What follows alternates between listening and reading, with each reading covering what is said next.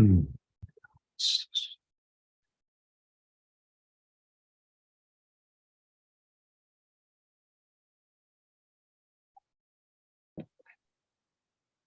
All right, so let me share my screen. And our topic today is advocating for yourself in the workplace. And we'll go with the people we have here. So at least a few of us will learn how this works. We're going to use Mentimeter for this this presentation. So you will be actually, let me see if I can move this thing. Let me copy this link and post it to the chat. If I can find the chat. What happened to the chat?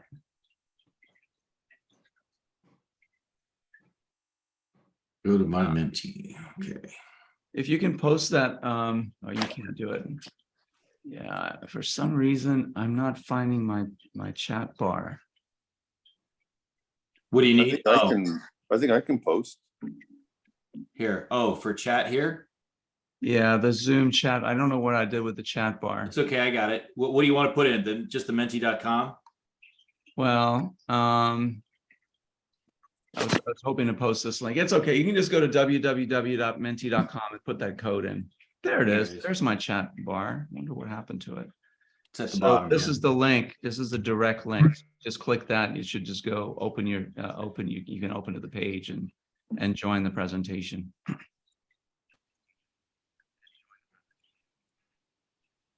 All right, so it looks like I've got a couple of people in here. I got one thumbs up. I don't know if that means only one person's in. Hopefully more of you are joining. Some up you got from me, so It worked for you or didn't? it worked. Okay, good. Good to go. Glenn, how about you? Coming. Okay. Yeah, I'm in. All right. So am I. Okay. All right, let's move on then. So just a sort of icebreaker. What's your hidden talent? Think about it, put that into the Menti, and we can have a little fun with it. Maybe I'll join too.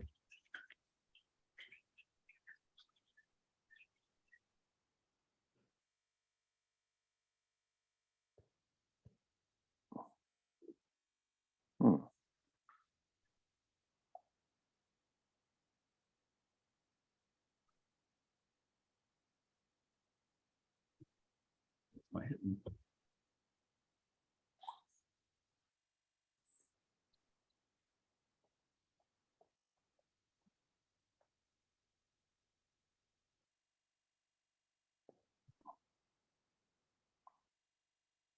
All right, we got someone with a lot of ideas, intuition. Our task is going to be able to guess who said what.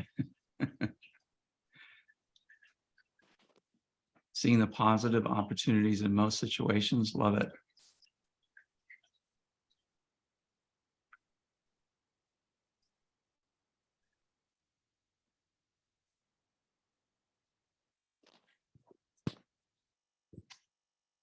I think it only gives a spot for one. Just one, yeah. Yep.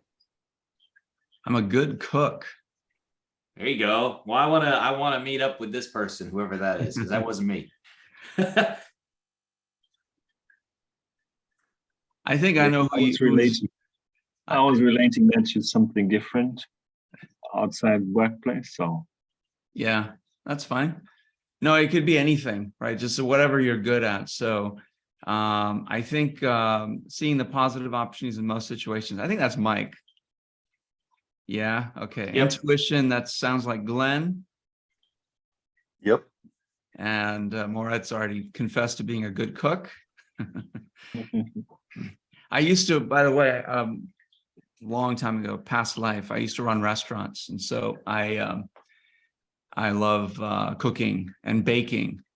And so I still like to do that. I can't wait to use your pizzas, your sourdough pizzas that you've been Yeah, when you guys about. come We down. go in May to DC. Yeah, when you guys come here, then I'll be doing that for sure.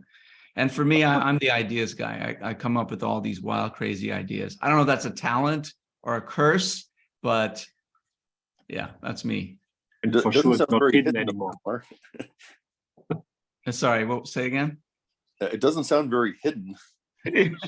That's exactly my thought. Not a hidden. Well, perhaps not.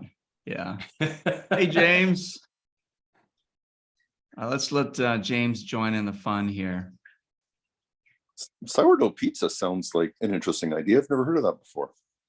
Yeah, it's kind of a California thing. And so I had it there and it's like delicious. It's so good. And so over the course of the pandemic, I made a starter and I bought this pizza oven. It's called an Uni.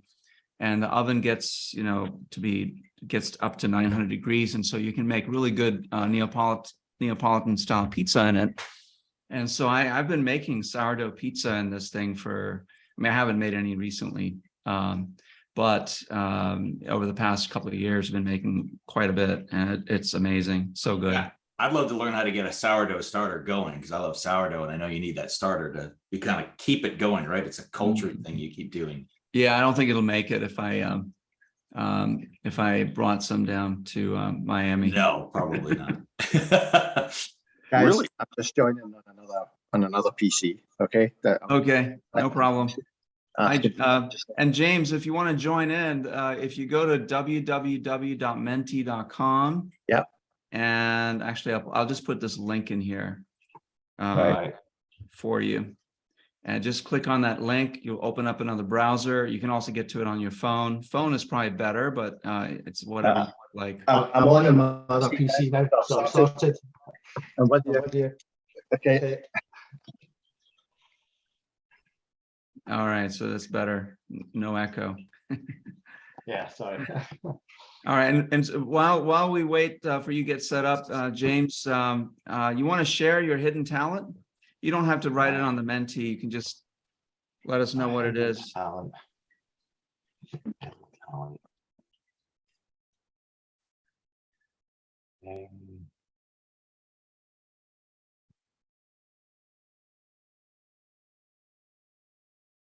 James is thinking he's got so many hidden talents. He's trying to pick the right one. They're The too well hidden. negotiator. Okay, the negotiator. Hey, that's kind of like you, Mike. Yeah. All right. So maybe time to define what is self-advocacy. So in the Menti, just answer the question.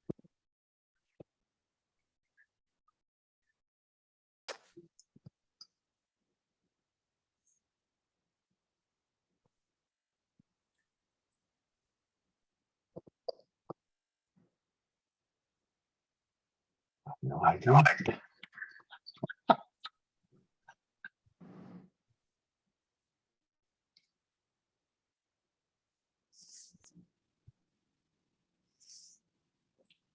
Yeah, shouldn't you be answering this, Kumar? This is to see what you already know. This is an adult brain science technique, to sort of plumb the audience for what your knowledge is on this topic, and then of course we will discuss it and then provide the answer. Very crafty.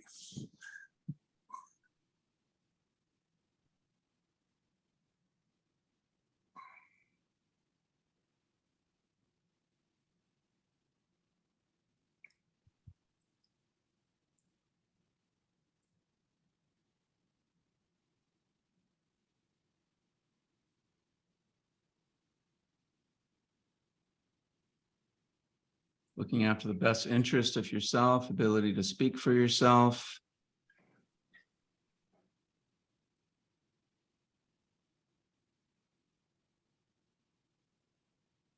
Supporting yourself. Yeah. Those are all good answers.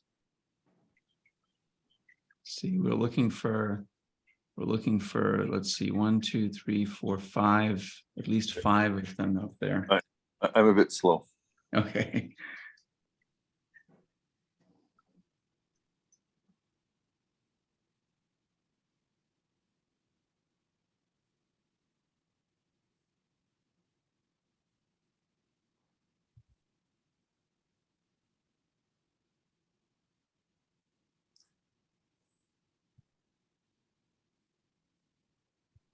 Appropriate articulation, so no one is perceived. So one is. So one is perceived appropriately. Okay. Yeah. I like that. Can you talk a little bit more about that? Seems like there's more depth there beneath those words. The key, that was me, by the way. The key is, when there's a need to speak, to be perceived appropriately, speak appropriately. So you're not like what you're saying is you're not advocating for someone to sort of, beat their chest and like rah, rah, rah, I'm so great. But more an intentional approach to ensuring people know what you've done, what you do, what you did. Appropriately for the situation at hand. So yeah, there's a couple of weasel words in there. But yeah, don't just make noise, but say something appropriate when it's appropriate, so that you're perceived appropriately. Right. My articulation could have been better. It was quite appropriate for the question and the audience. So good job, Glenn.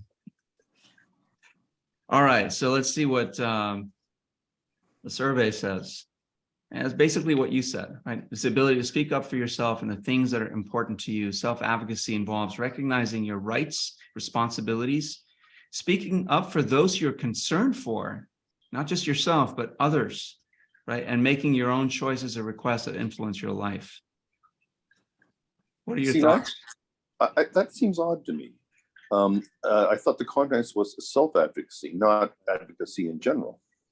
Right, but if you only speak for yourself and no one else, then you might be perceived as someone who is not a team player. I agree, Yeah. and I'm not saying there isn't other advocacy that you want to have in your toolbox and also use appropriately. That was where the appropriate comment from me came in. Mhm. Yeah, this is just making it bigger than I expected. Yeah, Yeah, this is interesting because I think it's good.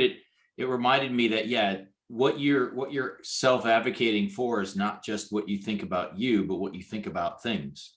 yeah, in Right? general. So that could include others, that could include different subject matters. And I think you're right, Glenn, being situational, contextual and situationally appropriate is important, right?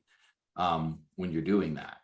But I think it's interesting because I was thinking about this in terms of your thoughts and beliefs, but or advocating for yourself, but that includes your thoughts and beliefs about others, what you support, who you support, and those other things too. So Yeah, and I'm an advocate. I'm a climate advocate, so I'm kind of into this. But I would have thought that we had established a context of self-advocacy, separate and distinct of other advocacy, which is, I agree, is important. But I just didn't think of going down this path. Yeah, I think that, self-advocacy just by itself, it would be a 10-minute conversation. Speak for yourself, get feedback, speak for yourself, and here are the ways you do that. Maybe a 20-minute conversation. But I think it does encompass more because the more influence you have, the better you can self-advocate. And you build influence by advocating for causes and maybe advocating for positions, maybe advocating for others. And I think that's maybe just as important as self-advocacy. I agree. So I guess the question in my mind is then drop the S word, self. It's just advocacy we're talking about. Okay, I'll do that, and we can do another one. Just call it advocacy. Okay. The other thing that I find interesting here is there's no mention of values. Well, this is one slide, Glenn. Oh, okay. There's more. Yeah, this is a longer presentation, so thank you though. So elements of self-advocacy. So you talked about values. There we go, right? So gaining clarity regarding your goals as an individual in an organization, your values, and the rights and the context in which you operate. So what is your role? You know, what sort of rights do you have, you know, in the organization that you're in? And really understanding your values, and you know, maybe your values and the values of the organization don't fit. And what do you do about that? Right. And then you see that fourth bullet point, cultivating support. That's even though it, you know, in the, if you, to your point, Glenn, it's not self-advocacy. It's still part of self-advocacy is to build influence, build support.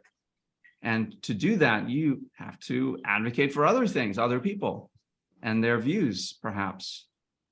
And then clearly communicating your needs, right, to your peers, to your people that you may lead, and people you report to. So this could be around the effectiveness of self-advocacy, given the other elements, right? Correct. Yeah. You might not be as effective at advocate. The effectiveness of your self-advocation might not be as strong if you're only honed in on one thing, or Right. If you're it's just myopic in yourself, terms of but you looking at yourself. you don't include, you don't build support, you don't really understand your context fully. It's just me, then chances are your efforts at self-advocacy will fall flat. I think it's interesting because Glenn mentioned, you just talking about self. I guess the definition of self in this context, right? What do you mean by self? Is it your whole self, that just, you know, you specifically, the things that impact you directly, or is it your entire being, your existence, your Yeah, it's how I- environment, your surroundings? That's a Is good that way to, part of yourself, right? right. That's a So, good way to think about it. Self-advocacy. I think if you take the term literally, then it's just you, just yourself, and how you advocate for yourself. But I think in the context of self-advocacy in the workplace, it's more than yourself. It's how you're perceived. It's how you influence. It's how you get feedback. It's how you give feedback. It's understanding yourself and how your values fit in with the values of the organization that you're in. At least based on the research that I've done for this work. I guess if it was for yourself, it'd be self-centered then, rather than self-advocacy. I'm sorry, say again, James? If it was all for yourself, it would be self-centered. That's right. yeah, self-serving, right? Yeah. Yeah. I mean, I'm sure you can think of people that are like that, right? That only talk about themselves all the time and they do very little for others. And so, you know, do they get ahead? I don't know. I mean, I know that I don't like to work with people like that. Right. And so I think there's a balance there. All right. How you gain the clarity? These are the relevant questions, you know, to ask yourself. Yes. Can I go back for a second? I've been kind of percolating a bit here. Would needs include boundaries? Can you elaborate? I was reading something the other day about boundaries, and it kind of struck me as significant and something that you have to watch for. And to be brutally honest, I think I need to pay a bit more attention to that. It's kind of related to needs, but you know, what works for you. So I guess it's kind of related to needs, but it's important to articulate that and state what your boundaries are and what you're comfortable with, what you're not comfortable with. Yeah, I think for that, it's really understanding your values. I don't know if that's the same thing as boundaries, but it seems to be in the way you're articulating it. Yeah, it's related. I agree. Yeah, and then understanding your context, I think that may have something to do with the boundaries as well. You know, there may be boundaries within which you can't, like, I'll give you an example. The current client that I'm supporting, I thought was one thing when we started, but it turned out to be something completely different. I thought I'd be working with senior leadership, but really where I'm working is more with the teams in the program. And so once I understood that context, then I was good with it. And, you know, we've done some good work there. But initially, the first few months, I was confused. I was disappointed. I was like not happy with the situation I was in. I can't say I'm happy now. I'd much rather be working where I can make more of an impact, but it is what it is. So that's the way I look at this, these set of statements. I think Glenn was saying, which I agree. When we talk about boundaries, it's about how we treat each other, and you know, when you mention the values, of course, it's part of that.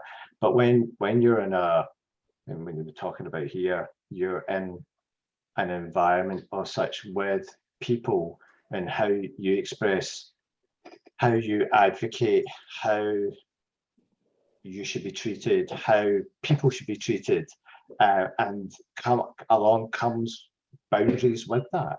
So the boundaries of, you know, you'll treat me like this, and that's a boundary. You know, you can't overstep those particular boundaries, and that's the boundary of the environment that we communicate with, and how we're treated. So I get what Glenn is saying, very much so. Resonates with me. I think it's really important. That's part of communicating your needs. And I suppose it might be amended, your needs, and recognizing your boundaries, or communicating your boundaries, or whatever it might be, in conversations with your colleagues. And, you know, so people know, you know, and they know, you know, it's sort of like, you know, in Agile terms, it would be the equivalent of a team agreement. Yeah. How a team. Yeah. That's Ethical exactly where I boundaries was within going. that. I was going to go with it, Kumar. Yeah, I was at a client this week, or last week, up in Cleveland, and they've been together for a while. We were working on a team agreement type of a document, right, for them, and it all started with the fact that in order to get to consensus around what those team agreements would be, so they could self-manage and self-govern, that everyone had to be open about self-advocating for where they were, right, what they were okay with, what they weren't. And in the mix of all of that, with everyone doing that within the group, they would find the commonality to find consensus around what was okay. It might not be mimic everything they want exactly the way they want it, but they're able to get to consensus, and they're able to have a strong team agreement, which actually is leverageable. They can actually use it, and it's welcome to be used by everyone, because they were open enough to be able to self-advocate for where they stood and where they thought on these things, so they could come to consensus. Without doing that, it might be a false consensus, right? It might be fake, it might not be real. And then what happens is the group finds they can't leverage the agreement because nobody really believes in it. Nobody really can, not the whole group can subscribe to it. It's just a paper exercise, a check. Right. It was just an exercise, but it's not a useful tool and technique for the group to leverage. Which is interesting, because this group's been together for about a year and a half. And a lot of times I'll do that when we start, but they had a really good dynamic and they were flowing and they felt good. And I was like, okay, well, let's just go with it. And now they've gotten into the harder things to do. They got the easy stuff done and move forward. And now that the harder things are there to tackle, this is when the tensions are rising. So they said, oh, we need something else. Something's missing. And then we went back and reinvestigated this. Yeah, and I would say it's not a one and done either, you know, because people are complex, and you put a group of people together, it becomes even more complex. And so your needs in your context changes all the time. And so it's really important to reflect on, are you getting what you need from the team, organization, setup for yourself? Right. Are you happy with what you have? Are you happy with your level of self-advocacy? And that's where team agreements are meant. They're not meant to be written in stone, you know, written once and forgotten, but reviewed on a regular basis, you know, whether you call them team agreements or team norms or team charters or whatever they are.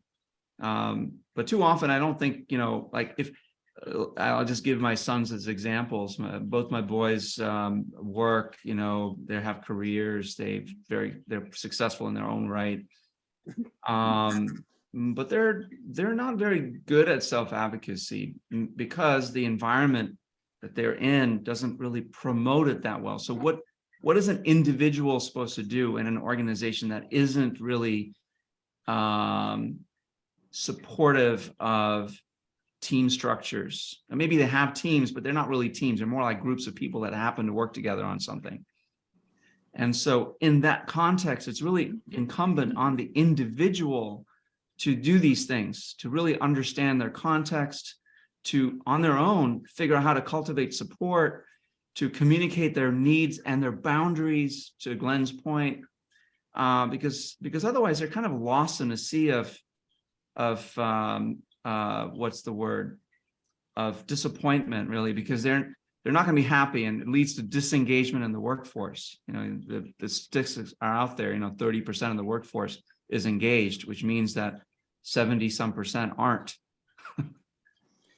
Yeah, that was interesting. The group I worked with last week, they had everything they needed when they started. They felt like to go, and they did. So we didn't do more than we needed at that point in time, but their context has changed because the work now has gotten to the hard stuff where it's really complex and convoluted and there aren't really simple solutions. Right. So they felt like there was something, they were like, how are we going to get over this? It's like, well, your context has changed. Let's do something appropriate to the new context. And Yeah. they found a lot of value in it. In fact, we're meeting, our group's meeting next week. Kumar, myself, and our other partners, we're going to review our team agreement as part of our agenda. So we do that every year. So. Michael, you've sparked a thought here. In hindsight now, do you feel there was a missed opportunity to not do a team agreement in the first place? Or said another way, if you were in the same situation again, even if the team is flowing well, would you do a team agreement anyway? No, and here's why. I think it's important to be situational and contextually appropriate. The pattern would be at the beginning of a team, a forming of a team, that a team agreement would be made. And that's typically because this team is forming and norming, right? This group of people had been together for quite some time, and what they needed was an environment in order to unleash their desired outputs and their desired activities. So I left it up to them because I think it's important for groups to have that aha moment. And I think it's important for them to be able to help craft their own direction. Now I still had guardrails on there, right? We still kind of went forward with guardrails, and it's not like I just left. I've been around for a while. I stop in and kind of help and consult with them. But I gave them the pros and cons of what they could get out of that in the beginning. And they said, you know what, we hear you. We hear the pros and cons. We would like to try it this way. So I gave them the empowerment that they were looking for to move forward with it. Because I think for them, what they experienced over time was, hey, we were successful with this, but then when things got difficult, we needed something else. And they didn't see it. They didn't see it as a drawback. They saw it as an evolution. They said, okay, we're ready for the next step. Great, let's do it.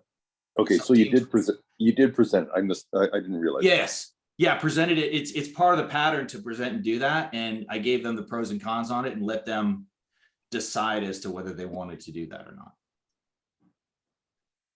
Yep. That sounds like a good pattern, a good structure. But back to the individual, right? So if you're thinking about how do I get better at advocating for myself, these are the first steps is gaining clarity, you know, is to answer these questions. And this deck will be shared in the community, so you'll be able to download it and answer these for yourself. You know, what are my values? What matters to me most? What are my needs? What do I need to accomplish my tasks or fulfill my responsibilities? And this is all part of the boundaries. You know, what do I need to feel respected and maintain my emotional, physical, financial well-being? What are my strengths and growth areas? And you might, you know, as an individual, you might want to talk to someone about these things. You know, it's hard sometimes to answer these questions just on your own without input from others. So, you know, talk to your spouse or partner or friend or whatever, and kind of talk through these things, because it'll help you sort of. Your friends are going to see you differently than you see yourself. Most people see themselves much, you know, they don't give themselves credit as much as others that know them will give them credit for the things that they are and the things that they do. So it's helpful to have a conversation about these things with someone. like a coach, maybe. That, you know, someone that can ask you questions that help you probe the things that you're especially good at. Any thoughts on this? You know, it's interesting. I think self-advocacy works in a couple directions too with all of this. When I read these through and you were talking about these, I go back to this group that I met with last week. There were 3 other members that were originally part of the group when they started a year and a half ago. They self-selected out of the group. That the direction that the group was going in was not something that they felt was going to be valuable. They didn't feel like it was going that they could participate in a valuable way. They were it didn't match up with their values in the way that they thought things should run. Which was fine, because we thought that they could be valuable members, but if they weren't interested, if they didn't see the value in it, if they weren't going to be a driver and weren't going to be bought in and be a co-architect with this direction, it was perfectly fine for them to say, you know what, this is not for me. Now they still interact with the group that's working a year and a half later, and we've subsequently added people later in new members that have come in. So they have no problem working with the group. They just didn't want to be a member. And Yeah. it's worked out okay for them.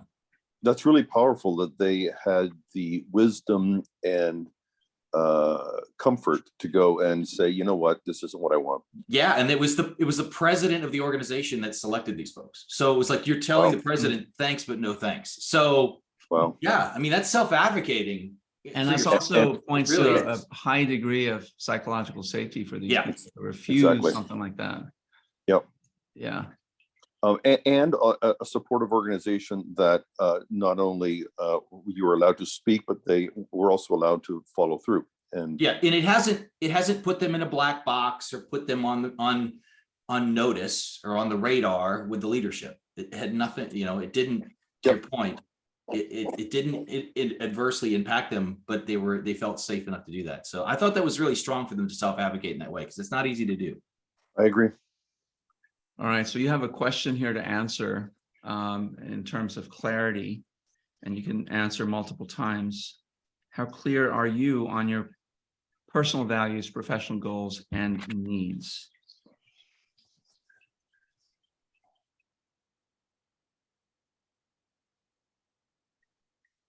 Is this personally or with others? How clear are you? With your personal Yeah. stuff, right? Professional goals. Yep.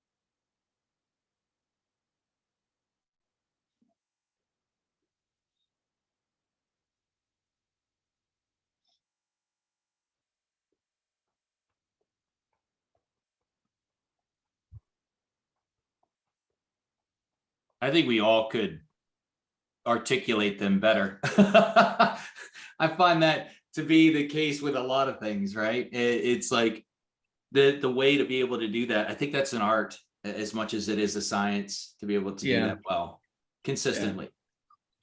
And it also doesn't help that when people are distributed, and a lot of our clients are distributed and don't see each other, even they don't turn their cameras on, and so you know it's hard to gauge just from the words on a screen what they really mean, and what people what people are feeling.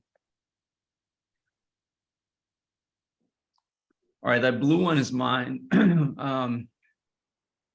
Oh, I put it on the wrong slide. Sorry.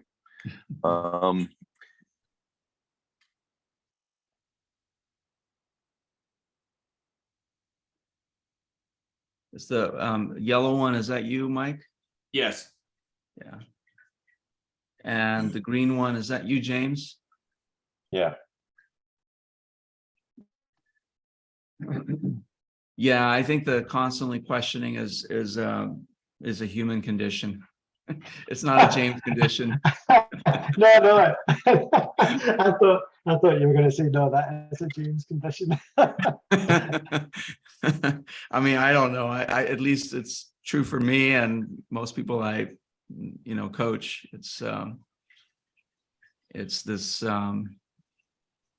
I don't know, maybe Mike's different, maybe Glenn's different, but I don't think it's a bad, I don't look at that as a negative. I think it's good as long as it's not paralyzing you, right? Yeah.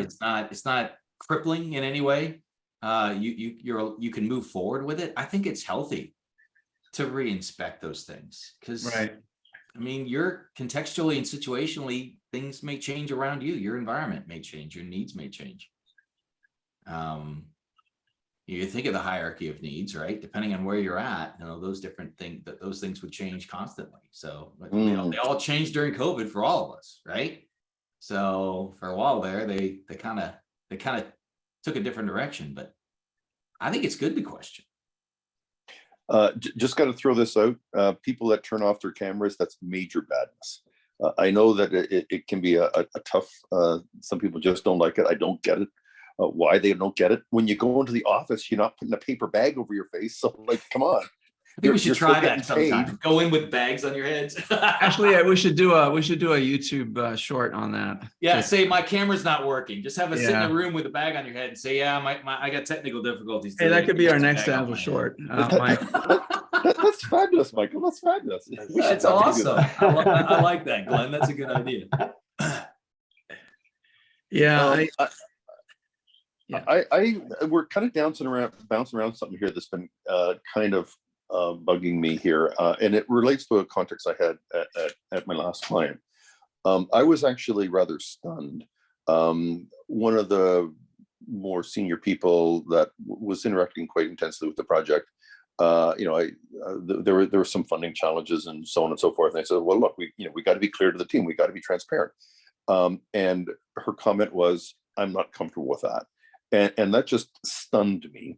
And in fact, I did uncover that this individual generally has transparency issues, is not forthright, even engages in gaslighting. So there's a whole bunch of stuff underneath that. But, I tried to express a value and a core principle of transparency. And the answer was, I'm not comfortable with that. Yeah, well, I mean, hey, at least she was clear as to what her needs are and her boundaries are, right? This person. Yeah, but look what that implies, Kumar. I get it. I get it. She or he, was it a she? She. Yeah. She's gotten to a position where she wields a lot of influence. And I'm sure that her teams are not very engaged. They're not getting what they need, and it's going to reflect at some point on her performance. It's a bit more complex than that. She's I was the coach. It was a fairly large project, so there were she was in charge of the program, but she's a contractor, so she's not like she's well established at the client. Interesting. But yeah, I would say this is a growth opportunity, but I was stunned. Yeah, there are a lot of people like that. There are so many. But this is transparency writ large, as in, let me be very clear. I want to lie to people when I feel like it, has it, and manipulate them through gaslight. Oh my goodness. Yeah. Yeah. I'm glad you're out of there. Yeah. It's interesting. That we have something we use with Agile Meridian. It's collaboration maturity model. Something we're going to be publishing some stuff on this year. It's something that Kumar and I've used for a lot of years, and we've kind of formalized it and everything else.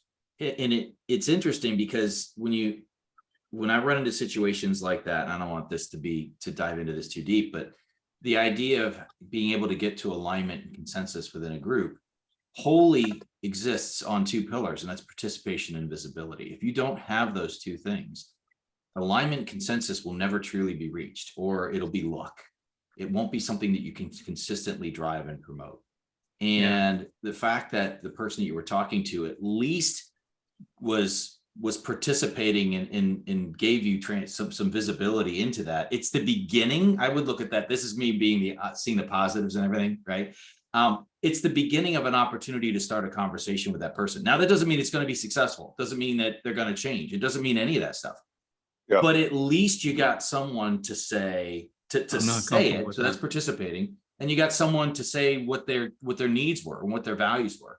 And okay, well, now I know what I'm dealing with. Now I have something that I can actually go after, that I can work with, that will or won't be successful. One of the two, but it's a starting point. So while that's a problem, I think it's a start, right? It'd be somewhere, that's something you could start to dive into. Now, who knows if it would work out or not, but Now, I want to shift gears and go back to one of these comments. I don't know who put this in. Need. Sometimes I find it hard to define what actually helps in certain situations. is that needs for you, for the person, or is that needs for for what you're trying to do? Whose is Who wrote this? that? That was me. For me, it was, I understood it as needs in the sense of in this situation, not like relating to personal needs. So maybe just misunderstood here your question. Okay, so in a way, the needs may depend on the context and the situation, but the needs are maybe in the context of self-advocacy, it's a deeper set of needs. What do you need in terms of respect, the type of work that you do, the type of communication that you have with your peers, your superiors, and so on and so forth, in that context, related to your values. All right. Have you ever Moritz, have you ever done like a DISC profile or anything like that? DISC? Yes. So DISC, for example, there's some elements in there that talk about needs, right? When I did this back when I was in my late 20s, I was a straight D. So it was that was my profile. And I was What's the a type of D? person, just a straight D. What's that? Direct and it's kind of direct and directing, right? I want to be direct in terms of getting things done, and I want you to just give me what you want me to do, and let me go do it. Yeah. Don't guide me, don't blah blah blah. On the other side of that, when you've got the C, if you're an IC, you're a person who needs to not only in those cases kind of talk about what you're going to do and make sure they're okay with it. You also need the why behind the what. A D is a D. I was like, I don't need the why, just give me the what. Give me what N looks like, and let me go do it. With an IC, no, I need to know why, and I need to tell you how I'm going to do it. And I need you to listen and hear me say it, and then be thumbs up with the way I'm going to go about it, or I'm not comfortable in doing it. So there's a lot of these personality profile type things, predictive index, a lot of these things, they pull that out of those things, and they're usually pretty close on this. And it talks about the needs of how you need to be able to interact and need to be interacted with in order to feel comfortable and confident and be as the best version of you that you can be in certain situations. Yeah, and that is always helpful. And we have access to these surveys. So if you're interested, let us know, and we can set something up. I mean, there'll be a fee, of course, but it's a great way to understand yourself and understand what your values are, what your needs are, the way you interact with other people, and help in these types of situations. And in humans, you talk about the human element. That's probably the worst thing that we're at. The thing we do the least is to communicate or even consider our own needs. We just say okay and go and do it, even if it's something that we're not really, the way we're approaching it or the way somebody asked me to do whatever, it doesn't match up. So it's probably the hardest thing out of those three to look at. But the situation is that the situation changes all the time, and you may be a D in one thing, but you might not be a D in something else. Just dependent, and it's always changing. And that's where I see a lot of these assessment tools, and you can be anything. So what does it make it? What does that result in? It results in the fact that You can be anything, and it's the time and place that what you think at that time is what you are. But if you work on the self-centered approach, the person-centered approach, and constantly when we talk about John Maxwell stuff and all the self-reflection stuff, and start trying to be more aware of everything you do, then you'll probably be in line with what is the best thing to be done in a certain situation, or the best way to speak to a certain type of person, or a best way to handle a certain situation, a certain Right. conversation. And so, I've seen a lot of these things, and I've managed a lot of teams where the people would come to me and say, I did that too when I'm this. And I thought, well, you weren't like that yesterday. And you're like this today. Yeah, they're not always perfect, and you don't always stay the same, right? There's your natural self, and then there's your learned self, and that changes over time. So Yeah. it's like anything else. You can't just do a one-time check and like, Yeah, oh, this I'm is sure gonna like be forever. Mike was a hard D in his 20s. I don't know how he would score now, but Yeah, not the same. I not know the that it same wouldn't be the because same. you've changed. And I don't know Yeah. if that's your true self or it's just the persona that you, through your self-discovery, through your raising of your emotional intelligence, you've become more able to control that D. Yeah, absolutely. Yeah, it is my natural. It's like even being, conservative and liking simplicity. That's my natural state. But in fact, lean and agile is not my natural state. I work as an agile coach, and the idea of being constantly adaptable, continuously learning. I would like the world to be simple and in a box and just perfect. That's my nirvana. But I know that's not real. I've learned that over time, right? So I have to fight that natural tendency. So. Yeah. There's a couple things going on here. First of all, I'm right into this stuff, so I have a couple things to share. You don't really change your natural wiring, Mike, so you'll always be a D. But through work and awareness, you can dial up your other dimensions. Right.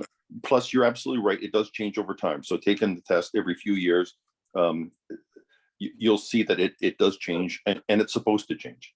To James's point, yes, if you're aware and you're really skilled at this and you've dialed up all of your dimensions, you can pick whichever one is appropriate for a given context. But the point about these things is more the relative difference between them. And if one, like for example, Mike, is really high, it's important for Mike to understand that and be aware of that and conduct himself accordingly. Where these things kick in is where you're thrown into a bit of a new situation. You're a little bit uncomfortable. There's a lot of uncertainty. Where you're going to naturally go. Mike, I submit, would go to D in that situation. And we all have our preference. And understanding where people prefer is also a good thing because, Mike's a D. So if I'm going to talk to Mike, I'll put on my D cap and that'll just work better. Yeah, knowing that, having that knowledge makes it easier to interact, and that's where a lot of the value of this stuff comes from. Exposing. If you're really good at this, participation and visibility. Yeah, if you're really good at this, you can those flip. things, right? Sorry. Yeah. But I was just gonna say, if you're really good, you can flip back and forth. Yeah. And really gifted communicators, you can see them. It's almost like they're a chameleon. They're honoring their values, but they will wear whatever hat's appropriate for the situation. I can't do that, but well, that's the one thing I like about Agilists is they acknowledge that change is real and that it exists. They don't have to like it. It doesn't feel comfortable, any more comfortable, but they acknowledge it. That's and they probably work a skill really good facilitators have, being able to sort of stay neutral, mask their emotion, and facilitate for the group that they're facilitating for. Because if that person were to let their true emotions out, then they probably wouldn't be very good, right? They wouldn't be very facilitative. Come in and say that's all wrong. Yeah, exactly. All right, so some questions to help you understand your context, right? So your context is going to change all the time. So these are questions you'll need to ask yourself all the time, or at least on a periodic basis. How do I serve my team? How do I serve the organization? What are my responsibilities today? What are my responsibilities a year from now? If you're in an organization as an employee, or if you're like myself and Mike and Glenn, who are consultants, and we serve different clients. But of course, Mike and I, we work in our company. So what are our responsibilities to our company? What are our responsibilities to the client organization? And then do our talents and values match as a partnership?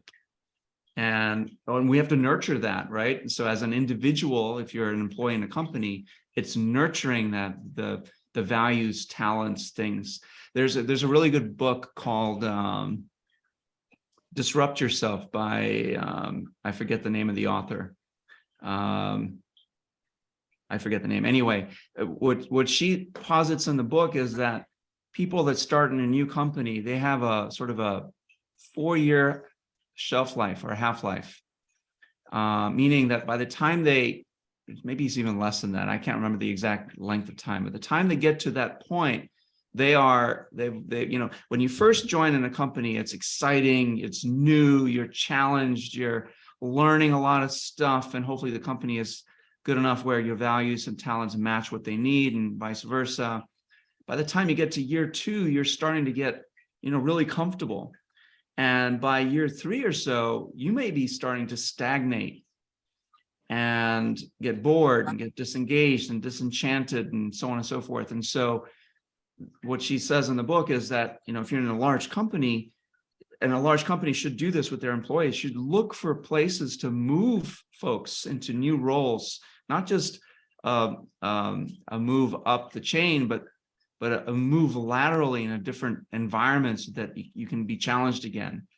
And so you won't be forced to look for another job. Of course, the job market these days are so different than they were prior, even when this book was written. Jobs look for you. Yeah, it's like Yeah. a different environment, that's for sure. So To do that in IBM every 2 years. Every 2 years, we were really, yeah, maybe it is 2 kind of years. pushed to move. Too. Yeah, maybe it is 2 years. It was get to know your role, then demonstrate it, and then move on, learn something Yeah. new. Yeah. All right. Given those questions, how well do you understand your context? And of course, for us consultants, I think you're supposed to pin an image somewhere on this thing. Huh. Maybe it This doesn't. one's work. looking, I've used this type of slide before, but I'm not seeing how to use it on the phone. Interesting. Yeah, it didn't work. It didn't work. It didn't work. It didn't work. Yeah. Either. You're supposed to be able to pin an image somewhere on that thing, but it didn't work. So anyway, we'll just have a conversation. Who wants to go first?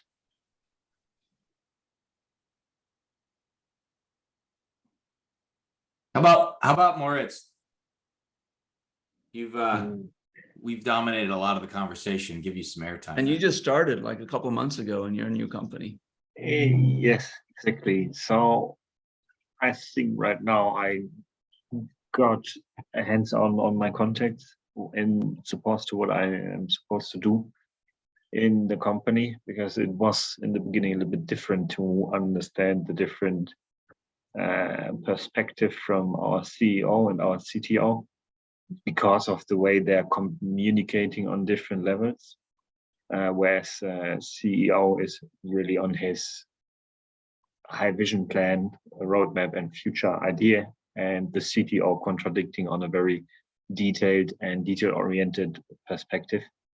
And now my context is in between to make this communication flow between each other somehow easier, to create a visualization and the link between the vision and the actual work which is being realized in our engineering team, to somehow make this visible in a sense, and create based on that the future planning of our, first from the vision to the roadmap to the more or less tactical view, and then breaking it down to our daily plan. So this is what I'm trying to achieve at the moment. Sounds like the stuff that we teach in our product mindset course would be perfect for what you're looking to do right now, because we sort of do that. We in our course we try to connect vision, a product vision, to the actualization of it through various techniques like our version of OKRs and our a bunch of other workshops and things like that that allow you to build a set of options that show both quantitative and qualitative results against that overall vision. But I mean, I'm not trying to plug a course or anything, just we're also happy to help you if you want to just set up some time, just talk through some of those things. I'm happy to do that as well. So what I'm doing is really starting on the bottom to understand all the projects that are actually been run or actually in place and being worked on. So there's a lot of things happening, but if I'm confronted by the CEO in the sense of, all right, we don't know, or he doesn't see what has been happening or what has been the output of the engineering team over the last 1.5 to 2 years. So then It's a long time, yeah.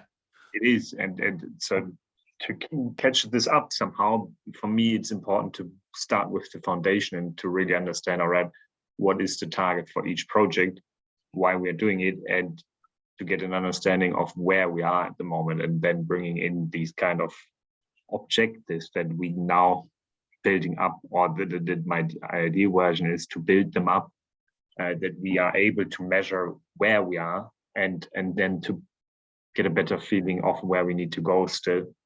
Yeah. And then creating this some kind of iterative project team meetings, because we are a small team, but we need to focus on the specific topics independently and not always not always throw them into each other, but really separately consider each project. Okay, what are we doing here? What is our next step, and how does it lead to the next product development phase? So that's what I'm trying to gradually implement now. There's some webinars in the documents area and the community that it's about the product mindset. I think there's a part 1 and a part 2. I'd encourage you to just to listen through those and look at the content and see if anything in there would be that sparks something that you might be able to use for what you're doing. There's certainly some questions out of those first 2 parts that you can start asking folks. It'll give you some ideas of some of the types of questions you could ask.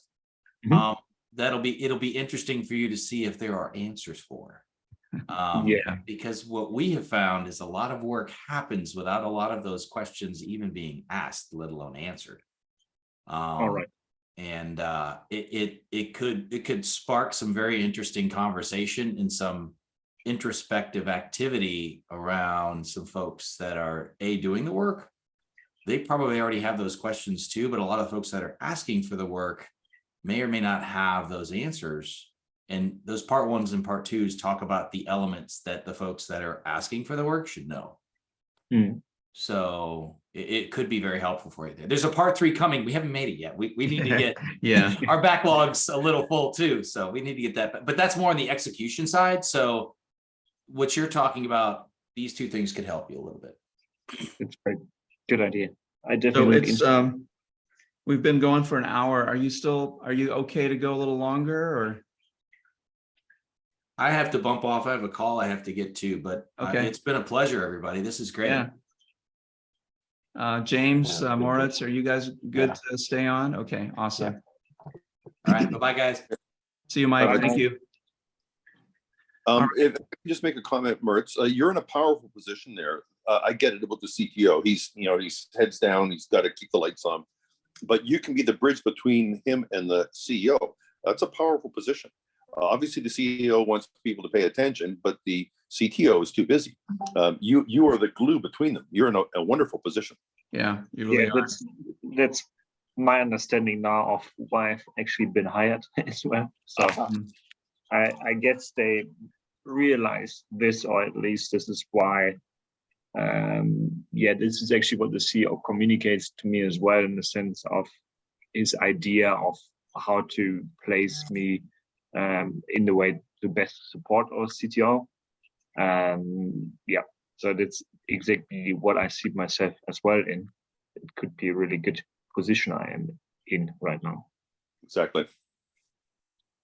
So going from sort of, how well do you understand your context? And it seems like you're building a good understanding of your context where you are, Moritz, and then there's a lot of work to do there, of course, right?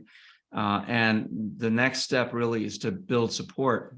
Say you come up with some strategies to help connect, vision with execution, right? So the vision of building these different product suites, how do you execute on that? How do you show both quantitative and qualitative progress towards the vision?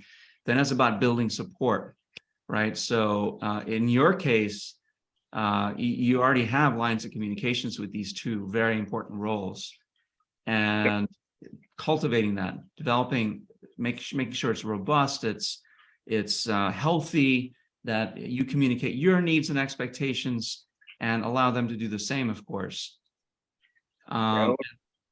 Identified here is already that sometimes there are decisions made, but they're not nowhere written down. So 6 months later, you discuss the same things again, but there hasn't been any progress. So just saying that there is no progress, and that's all right. But in the sense of it's been discussing again, and then sometimes what is really missing for me is to see how our customers and markets are met with the specific technical specifications of different products and variations in there. So how this is actually, and then how this is backed by data in the sense of, do we have market requests coming in, what general market development, where is this understanding coming from? So this is another topic I'm working on together with our product innovation engineer, who has a really good understanding on that and asking the same question. But he has been there for a longer time now, so I will support him in getting answers now for this side as well, which then puts us in a better position in getting the product market fit right. So, I mean, right now I'm in this position to ask this question already: which projects are we following? Because where do they lead in our product strategy, and is this actually the right thing to do? And that's why I'm now in the position to ask these questions, because I'm coming in. If these are not answered by now, well, they should be answered first before we spend resources on them. Of course, yeah, makes sense. Any other of these bullet points that resonate or with you, or any of you, or questions that come up from it? It's easy to get into the situation that Moritz's CTO is in. You're just so busy heads down that you neglect some of these things. Yeah. The last one kind of resonated with me. When you're busy, you forget to do that, but it's imperative. Expand your networks and build relationships. Yeah, absolutely. And the second one, it's related to the second one. Yeah. Yeah, I suppose it's kind of the same thing, the second and the fourth. And I think that the third one is also super important. Be an ally and advocate for others. It helps you advocate for yourself more effectively because you have the support of other people. I've found many a time, and when I was in a management role, that I was always doing these things because it was the only way to try and get things done. Yeah, you had to go out and you had to show empathy for the other departments and bring that back into your own department, so your own team could actually feel empathy for them and say, okay, yeah, maybe that's a good idea. And it's always trying to build those relationships so people can work together, because if we don't work together, then we can't get things done. And we keep moaning, you know, that. Yeah, It just seems to be a natural that's how I was, how I felt it had to be. Yeah. I'll just say I've delivered this presentation at various client organizations, and it's always met with a lot of positive remarks, and a lot of like what strikes me as questions that indicate that they're not doing these things. These people are not doing these types of things. It's simple, basic stuff, you know, to join communities, become an ally and advocate for others, and support others. Develop just even as simple as developing a robust and direct line of communication with their immediate managers. Like they meet very formally once a month, and they don't really talk about anything. You know, it's sad. And so hopefully that isn't the case where you guys are.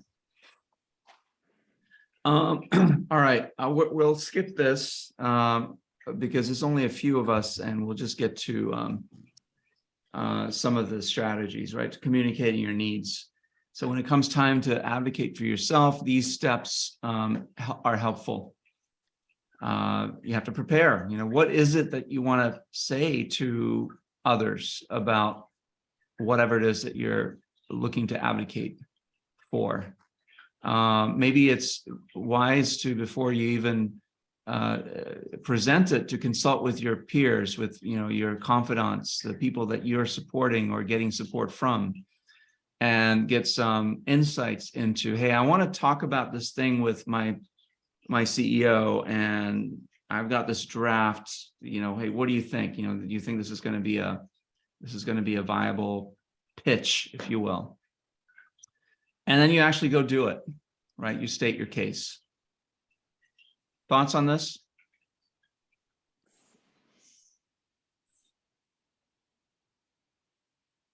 Seems like a plan. Yeah, it's pretty self-explanatory, but a lot of people don't do it. People, you know, at least in my experience, will hem and haw or if they do something, it's because they've gotten to the point where they blow up and say things that are not appropriate or not at the appropriate time. And so this is just a simple thing to keep in mind. It's like, okay, I need to say something about this to my superior, to my whatever. Let me just prepare, get some support, get some guidance before I actually do it. I guess there's two things that pop out in my mind here. One is it's easy to be busy and neglect this, but that is so dangerous, because if there's an issue, either you deal with it or it gets bigger. That's the way issues are. The other thing is this stuff can be uncomfortable. And so it's easy to go and rationalize, oh, I'm too busy for that right now. Yeah, I should do that someday, but not today because I'm too busy. And then, of course, the problem just gets worse. Yeah. Well, it's that crucial conversation that you may need to have with someone that you've been putting off, right? With a partner, with your boss, with your boss's boss, whatever it is. And the longer you wait, the wider the chasm becomes. It becomes harder and harder to cross that chasm, to be able to have that conversation. And when you finally do, it's not going to come out the way that's going to serve your needs, your best interests, because you may blow up and say something that you wish you could take back. So to your point. I was just say, are you referring to the book Crucial Conversations as a good source of material for this? That would be a great source of material for this. Yes, absolutely. And there's a really good video that I reference in our leadership course by one of the authors of that book, where he talks about this. And I can find a link to the video and post it to the community. It's a 30-minute video, but it's all good. But there's a segment where he talks exactly about this and how important it is to have those conversations early, so they don't become crucial. It becomes a short step rather than a big chasm to cross. I find that when I've been in situations like that when I go and consult with other people, they go, oh no, it's not that important. We don't really have time for this themselves, and I'm thinking, well, I'm actually fighting in your corner, but now you've got fear that what you really want you feel that you're rocking the boat if you do it. I'm the one who's taking responsibility for this. I'm here to protect you. Yeah. Yet you still feel that if management or high, upper management don't like it, then it's just going to come back on you, and that will be more pressure to what they've got already that they can't handle. Yeah. I just find. I think that's where it's important to expand your network and build relationships with people outside of your immediate circle, the people you work with all the time, because they may be facing the same pressure, constraints, disengagement, disenchantment as maybe you are. And so the advice they give you may not be very valuable. Right. So expand your circle, and that way you talk to others outside. It can give you a more honest feedback on your plan and what you hope to accomplish. All right. So, asking for feedback, it's part of it is doing the research, understanding what the issue is, what's the impact of the issue on your team, and ultimately, how does it affect the organization? And thinking about what's the outcome that you're looking for, the resolution, the outcome, whatever it might be that you're looking for, and will this advocacy help you and the team resolve it? And then, is it just a win for you or a win for others? Because of course, the bigger the impact is, the more people it impacts, the more likely people are to listen. And then thinking about this last point, right? What are your non-negotiables? What do you suppose that might be? What would you include there?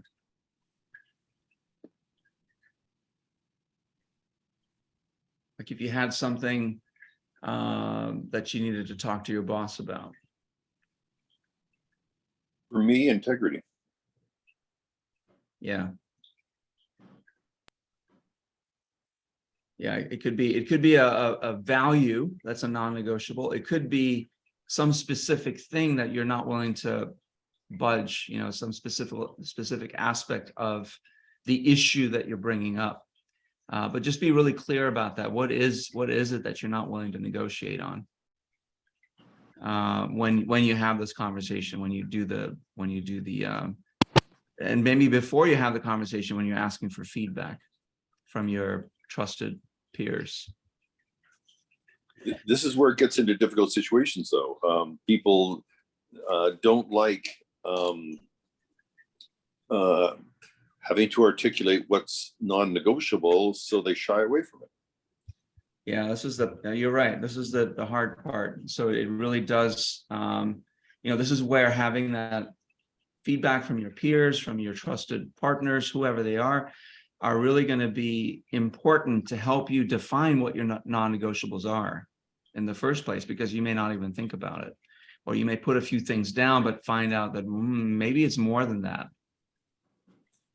And then you get into the comment that James made. Well, don't rock the boat. Yeah, exactly. Exactly. But I think that's part of self-advocacy, is by advocating not just for yourself, but for others, you will tend to build a support network that people start to look at you as a leader, as an influencer, and will give you honest feedback. Well, maybe James can go talk to the boss for us, because you're willing to do that kind of thing. Yeah, and then benefits, of course. I think I don't know if there's probably many more than this, but these are just some of them. What if, I still have the thing rattling around in my head here. If somebody is basically doing some very nasty things around transparency,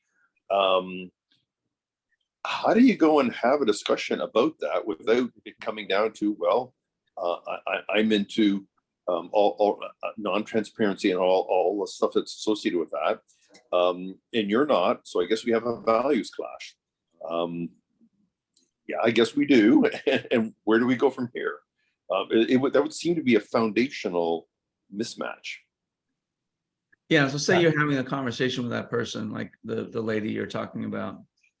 And I mean, you're not there anymore, but say you were still there. I don't know if you'd carry that conversation further. If she was honest enough to say to you, well, I'm not comfortable with that.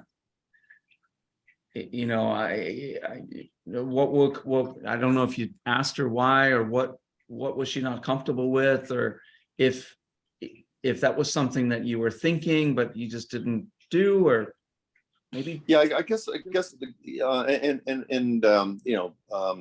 positive regard, advises that you don't judge, find out what's underneath it, and surely there's something underneath it. Yeah. But if you're not transparent, that's kind of a tough one.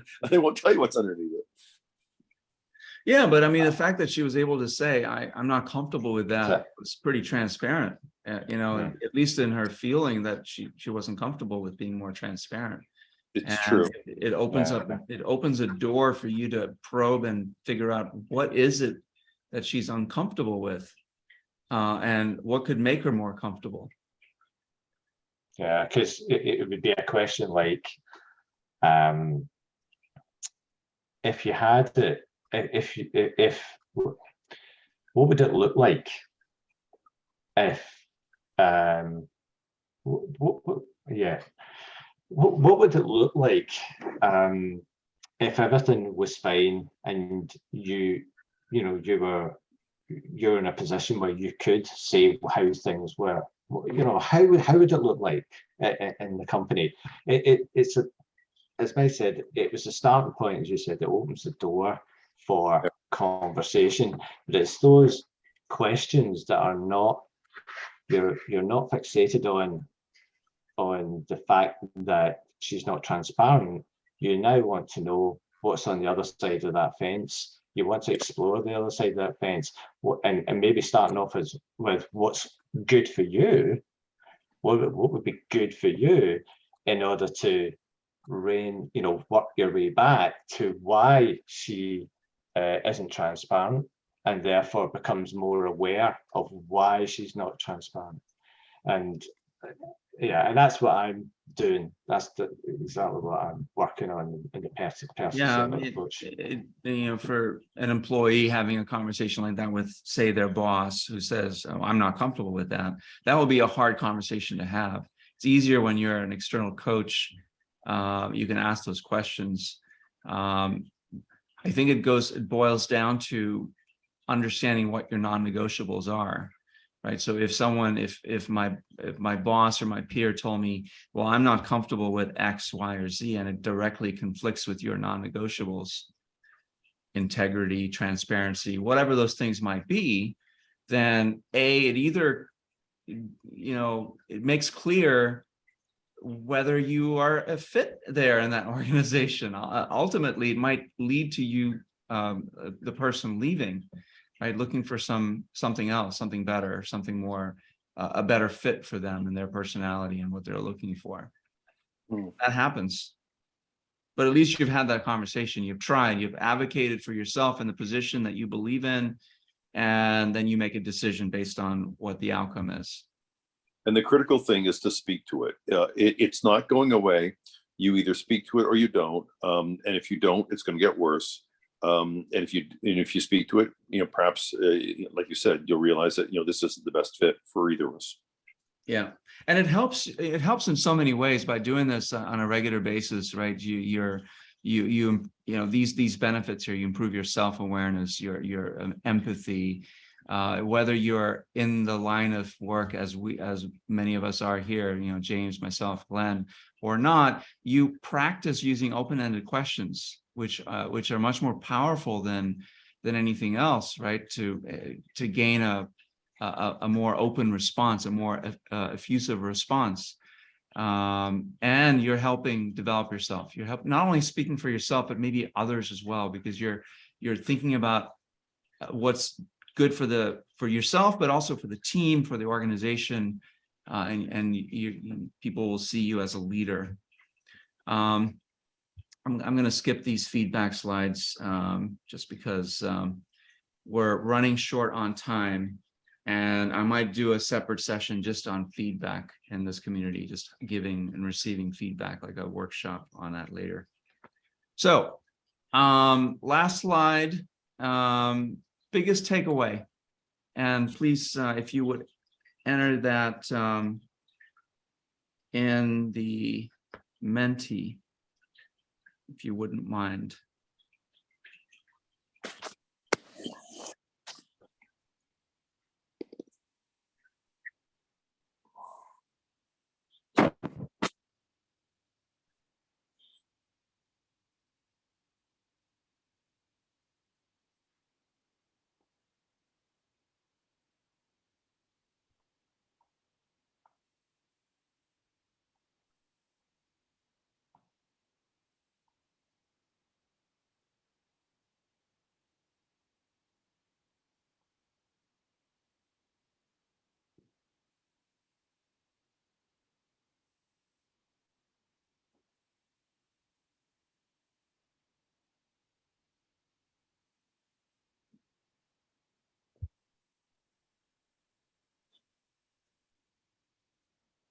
I've been under self-advocating. Okay, is that you, James? No? Glenn?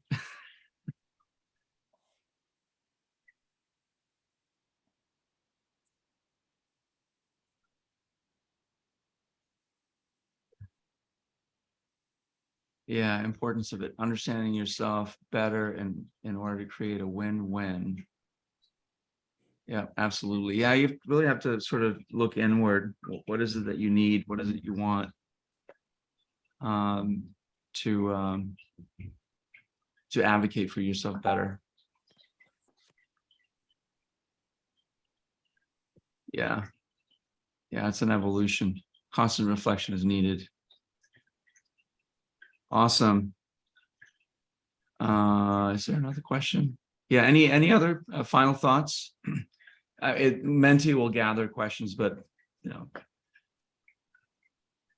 anything you want to share?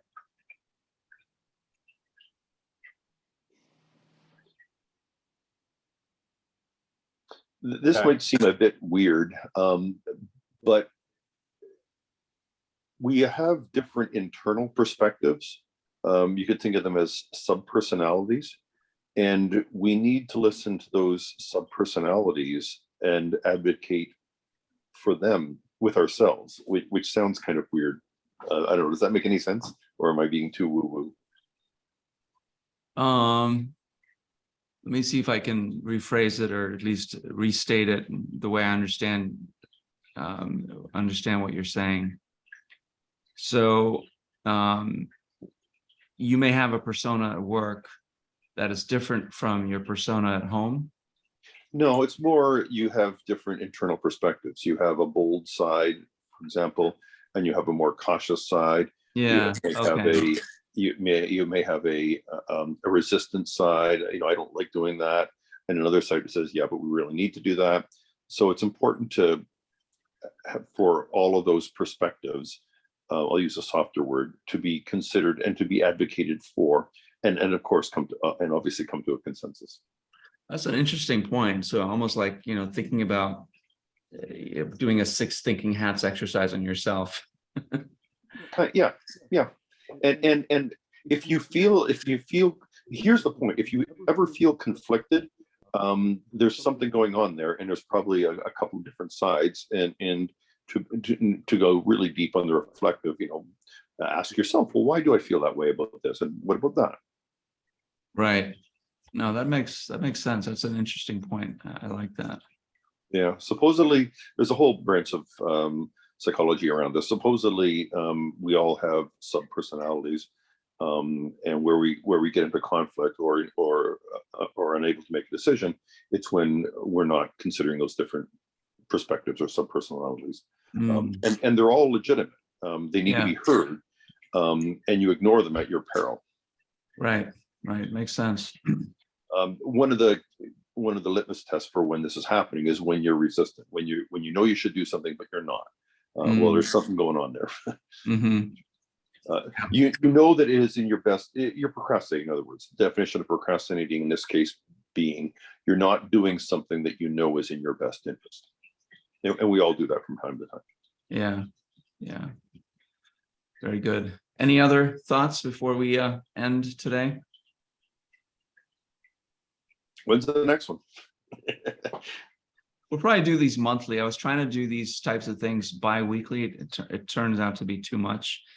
Well, not just for us, but also for the, we're just not getting enough engagement. So we'll probably do it monthly. And I mean, I'm thinking maybe we do something on feedback next, but I'm willing to take suggestions. In fact, maybe I'll put a poll out and see, give a few topics and see what wins. Sure. Yeah, I really enjoyed this.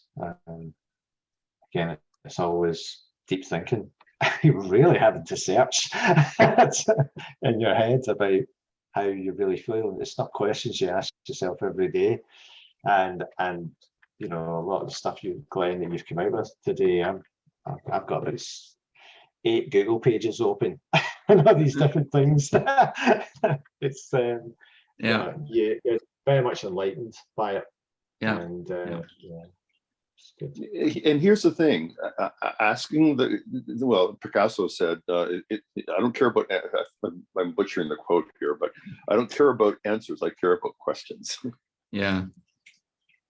Yeah, the questions, it's hard though. It's hard to always stay in that curious mindset to ask question after question, right? It's much easier to come with a solution. Here's the answer. But that's maybe a topic for another workshop. How can you stay more curious? Lots of topics we could talk about. I'm going to close because I have to go to the restroom. I drank way too much water this morning, so. Okay. Oh, I'm recording this too, so I'm going to have to cut that part out. So thank you for doing this, Kumar. It's always great to go and, like James said, have a substantive conversation. Yeah, it was good. It was a nice smaller group, so we could really dive into the slides, which is nice. When I do this at the client sites, it's 20, 30, 40 people, and we get good responses. It's all on the Menti, but we don't have this type of rich conversation, which is awesome. And let's not forget Moritz, his camera's off. Yeah. And this is the problem with cameras. If your camera's off, it's like you're not there. There you go. Awesome. There you go. Good to see you, Moritz. Yeah, hope everything's going well in your job. Yeah, thanks for that. Definitely some Sounds good good. insights, which will help. And for sure, also from Mike, looking into your product journey, I already found videos on the community, so that's definitely good. Awesome. Yeah, I hope we weren't ignoring you, Moritz. It's almost subconscious. We don't see you, so it's like you're not there. No worries, that's all right. Sounds good. All right. Wednesday, we're going live. I put an event on the community. Our next video on the SAFE principles. So the next one we're doing is principle 4, which is build incrementally, resulting in fast learning cycles, something like that. So we're going to be talking about that. And I think later this month, the leadership group, the leadership accelerator group, we're going to be doing the next Management 3.0 series workshop. So if you haven't already, RSVP for that if you're in the program. And then next month we have a bunch of other stuff starting. So see you all then. All right. Okay, thank you. And Glenn, I'll respond to your query in the community. Okay, sounds good. All right. Take care. Thanks, guys. Thanks. Bye. Okay.